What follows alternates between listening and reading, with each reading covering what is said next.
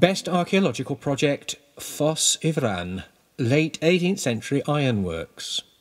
Founded in 1759, Dowlais Ironworks near Merthyr Tydfil in South Wales was once the largest and most advanced iron and steel works in the world.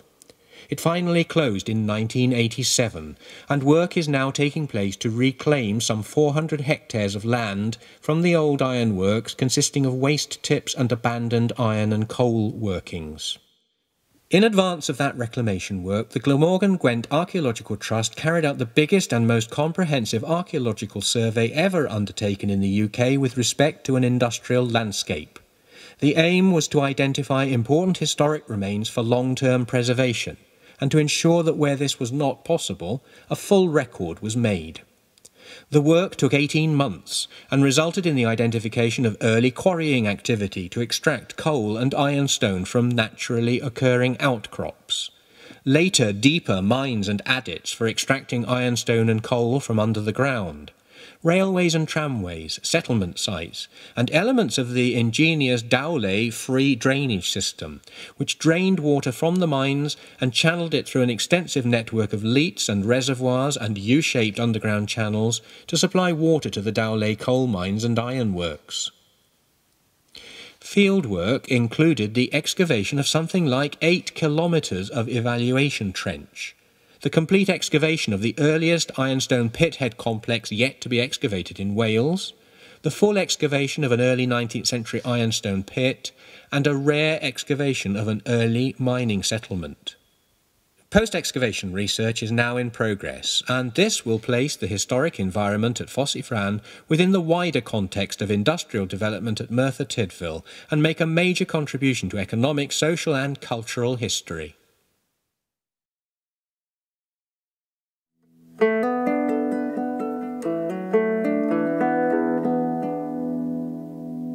Best Archaeological Project, Must Farm Paleo Channel Excavations 2011. The excavations at Must Farm, near Whittlesea in Peterborough, have given a new meaning to the words time depth. For beneath the flat fenland landscape, quarrying has revealed an astonishing series of submerged prehistoric landscapes, showing how humans have used this area of rivers and floodplains from the Holocene era to the present day. An area that was once on the edge of the now drowned Doggerland landscape is itself now covered in up to 5 metres of waterborne clay, silts and peat. The opportunity to peel these successive landscapes away and record the deep stratigraphy has come about thanks to the site's owners, the Hansen Group, who are not only funding the excavations, they are giving the archaeologists the time they need to do the job properly, while Hansen's earth-moving subcontractors are assisting by using their heavy plant with delicacy and finesse to strip through the upper river sediments and reach the deeply buried archaeology. And the results are simply spectacular, making up for the difficult wet and cold working conditions endured by the staff of the Cambridge Archaeological Unit, who are working in close collaboration with Cambridgeshire County Council's Historic Environment Team and SLR Consulting Limited, Hansen's archaeological consultants. For them, this is the dig of a lifetime, as they uncover almost pristine Neolithic and Bronze Age landscapes, complete with dwellings and hearths, watering holes and animal footprints, burnt mounds, fence lines, cremations and barrows. Exploration of these deeply buried deposits is transforming our understanding of prehistoric life and revealing a level of preservation previously only dreamt about. The small fraction of the site that has been excavated so far has yielded fragments of woven wool and bark fibre garments, wicker baskets, a wooden bowl containing the remains of nettle stew, and swords, spears of bronze with intact wooden handles and scabbards. Some of the most spectacular finds have come from the investigation of a 150-metre stretch of prehistoric river channel that crosses the site. Preserved in the silt that accumulated over a 600-year period, the Must Farm team has found no less than 6 Bronze Age logboats spanning the period from the middle of the 2nd millennium BC to the early 1st.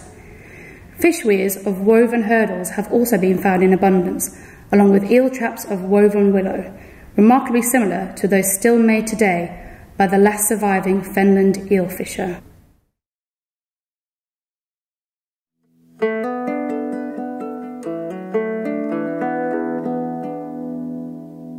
Best Archaeological Project, Lyminge, Anglo-Saxon Monastic Landscape. The idea that the post-Roman period was an age of darkness has long been under attack from archaeologists, who are able to compensate for the lack of an extensive literary record with fieldwork evidence. In this case, a Reading University research team, led by Gabor Thomas, has been studying the landscape at Lyminge in Kent, known to have been the site of a double monastery, one for men, one for women, founded in the 7th century, and thus one of the first monasteries to have been founded in Britain after St. Augustine landed in Kent in AD 597 on his mission to convert the pagan Anglo-Saxons to Christianity.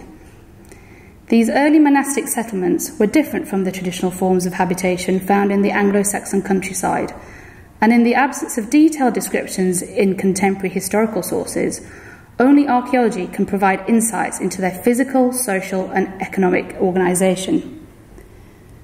3 seasons of pilot excavation have been completed in the village since 2008. These have uncovered evidence for the 5th to 7th century royal complex, or Villa Regalis, that existed on the site before the monastery was founded. Future excavation, planned for 2012 to 2014, will look at daily life and cultural identity in the critical period of the Christian conversion. Mid-Saxon, 8th to 9th century occupation has been identified encircling the churchyard and in the adjacent grounds of the old rectory, consisting of domestic habitations surrounded by agricultural buildings.